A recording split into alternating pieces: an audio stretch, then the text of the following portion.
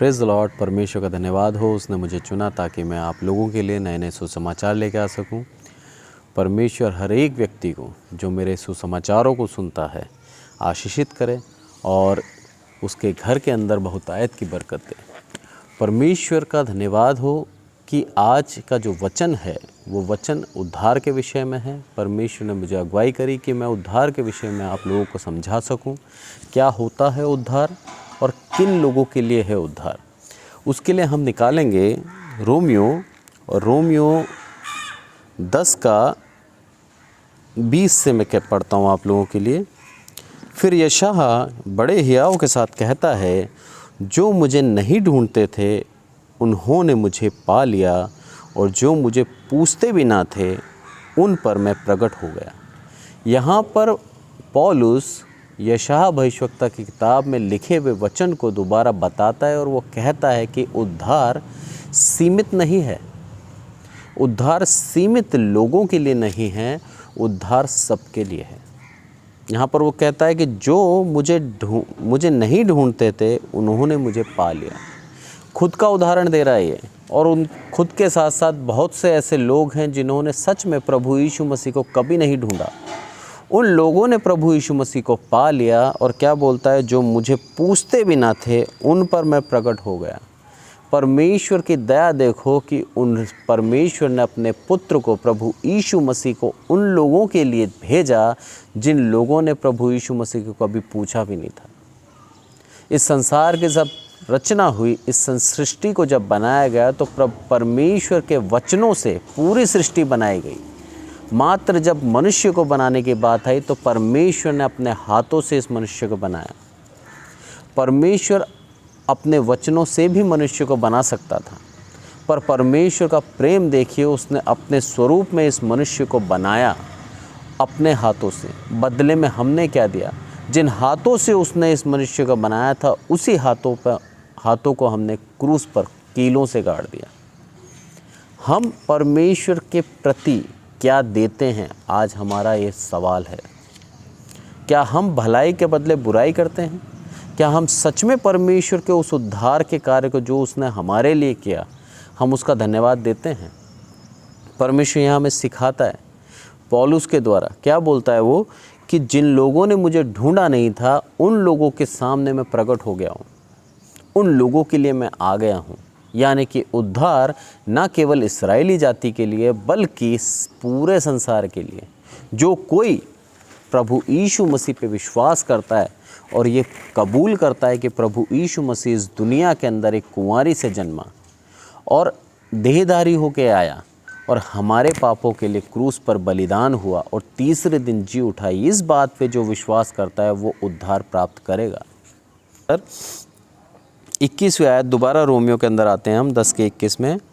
परंतु इस्राएल के विषय में वह ये कहता है, इस्राएल मतलब चुने हुए लोग जिनको परमेश्वर ने चुन लिया था अपनी निज प्रजा के लिए, उन लोगों क्या कहता है वो, मैं सारा दिन अपने हाथ एक आज्ञा ना मानने वाली और विवाद करने वाली प्रजा की ओर पसारे रहा। अरे मैं दिन भर उन लोगों की ओर ताकता रहा कि मेरी ओर वो कब फिरेंगे। आज कौन है इस्राएल? कौन है इस्राएली जाति? वो देश तो है ही, पर जितने भी लोग उसके ऊपर विश्वास करते हैं, जिनको परमेश्वर ने चुन रखा है, जिनको वो अपनी निज प्रजा बोलता है, वो सारे लोग परमेश्वर की प्रजा हैं। और वो प्रजा यानी कि हम बिलीवर्स, हम विश्वासी जो परमेश्वर के ऊपर विश्वास करते हैं और उसकी तरफ हम नहीं देखते, नहीं ताकते, तो प्रभु इसका ये वचन आज भी हमारे लिए पूरा होता है। क्या बोलता है कि मैं तुम्हारी ओर हाथ फैलाए रहा, तुमने मेरी ओर नहीं देखा, तुमने मेरी ओर नहीं ताका।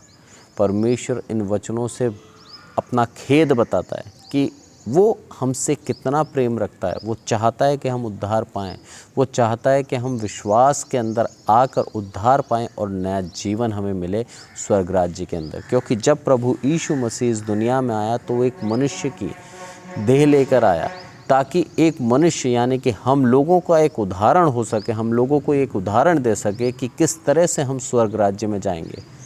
जब एक मनुष्य पैदा होता है तो उसके बाद उस मनुष्य को क्या क्या कार्य करना है इस पृथ्वी पर ताकि वो मनुष्य स्वर्ग राज्य जा सके। प्रभु यीशु मसीह ने सब करके दिखाया।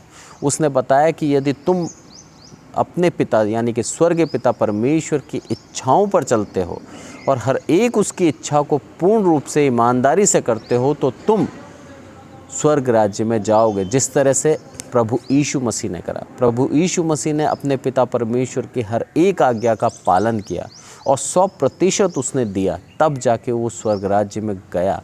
और यहाँ पे लिखता है पहला पत्रस पहले का 3 से हम पढ़ते हैं, हमारे प्रभु यीशु मसीह के परमेश्वर और पिता का धन्यवाद हो। यहाँ पर कहता है पत्रस पहले पत्रस के पहले अध्याय के 3 पद में कहता है कि हमारे प्रभु यीशु मसीह के पिता परमेश्वर उसका क्या हो, धन्यवाद हो, जिसने यानी कि परमेश्वर ने यीशु मसीह को मरे हुओं में से जी उठने के द्वारा अपनी बड़ी दया से हमें जीवित आशा के रूप में नया जीवन दिया।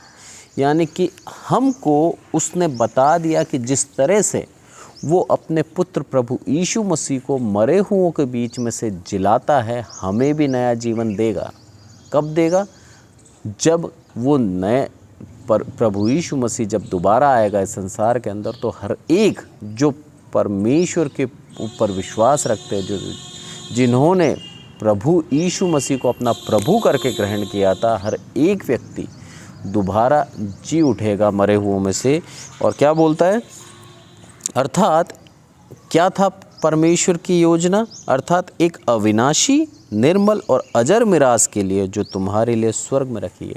न केवल तुम्हें जिलाएगा, बल्कि क्यों जिलाएगा? जो तुम्हारे लिए स्वर्ग में रखी गई है ना, एक मिरास, एक इच्छा है उसकी कि मेरे पुत्र को जिस तरह से मैंने प्रभु यीशु मसीह को स्वर्ग में लिया, उस तरह से जितने भी प्रभु यीशु मसीह के ऊपर विश्वास करते हैं, हर एक को नया जीवन देके मैं उसको न केवल जीवन दूं, बल्कि उसको स्वर्ग राज्य में लेके आऊं। स्वर्ग राज्य में उसका हक जो उसका है मैं उसको दूं। उसकी एक अविनाशी, वो कभी विनाश न होने वाली एक इच्छा है।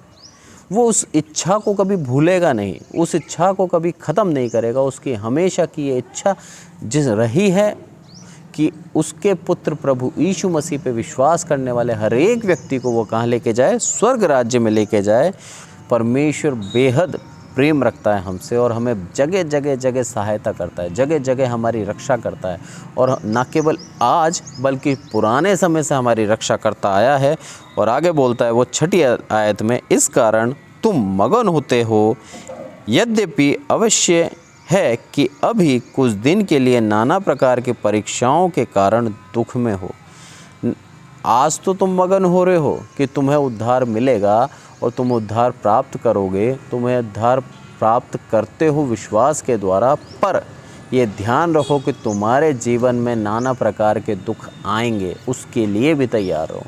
आज वही दुखों का हम सामना कर रहे हैं, आज वही दुखों से हम गुजर रहे हैं, पर प्रभु परमेश्वर के सामर्थ और परमेश्वर का अनुग्रह हमें उस दुख के अंदर निकाल देगा, उसको इतना साहस देगा कि हम आसानी से उस दुख के अंदर से निकल जाएं। और आगे बोलता है 7वीं आयत में, और वह इसलिए कि तुम्हारा परखा हुआ विश्वास जो आग में ताए हुए नाशमान सोने से भी अधिक बहुमूल्य है। अरे तुम्हारा विश्वास ताया जाए, तुम्हारा विश्वास परखा जाए। आज जो दुख हम भोग रहे हैं, आज अब जिस दुख से हम गुजर रहे हैं, परमेश्वर यहाँ देखना चाहता है सच में मेरे पे विश्वास करने वाले कितने लोग हैं, सच में मेरे पे विश्वास करके उस विश्वास पे स्थिर रहने वाले कितने लोग हैं। क्योंकि ये जो विश्वास है ये नाशमान सोने से कहीं अधिक बहुमूल्य है।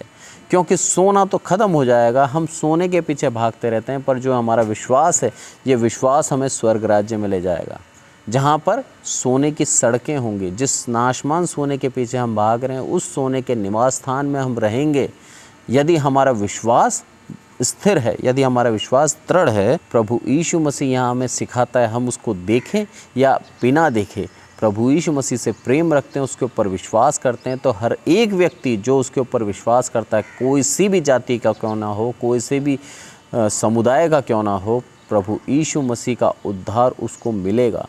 क्योंकि उसकी दया, उसका अनुग्रह हम पर बना हुआ है, उसी के कारण उसने हमें आज जीवित रखा है। आज हमारे पास ये मौका है, हमारे पास ये अवसर है कि हम उसके ऊपर विश्वास करके उस उद्धार को प्राप्त कर लें, ताकि स्वर्ग राज्य हमारे लिए सुनिश्चित हो जाए, ताकि स्वर्ग राज्य को हम जा सकें। प्रभु यीशु मसीह इन वचनों से हमें यही सिखाता है कि वो हमारे उद्धार की रक्षा करता है अपनी सामर्थ के द्वारा। वो हमें उद्धार देना चाहता है। यदि हम उसके ऊपर विश्वास करते हैं तो हर एक जन, लिखा है उद्धार सबके लिए है। रोमियो के अंदर पौलुस बोलता है एक विशेष जाति, एक विशेष समुदाय के लिए नहीं रहा। आज उद्धार सबके लिए, हर एक मनुष्य को उद्धार मिलेगा। सिर्फ़ और सिर्फ हमें उसके ऊपर विश्वास करना है। और हमारे विश्वास की रक्षा भी परमेश्वर का सामर्थ करता है। हमें सिर्फ विश्वास रखना है, उसकी सामर्थ हमारे जीवन में हम महसूस करेंगे।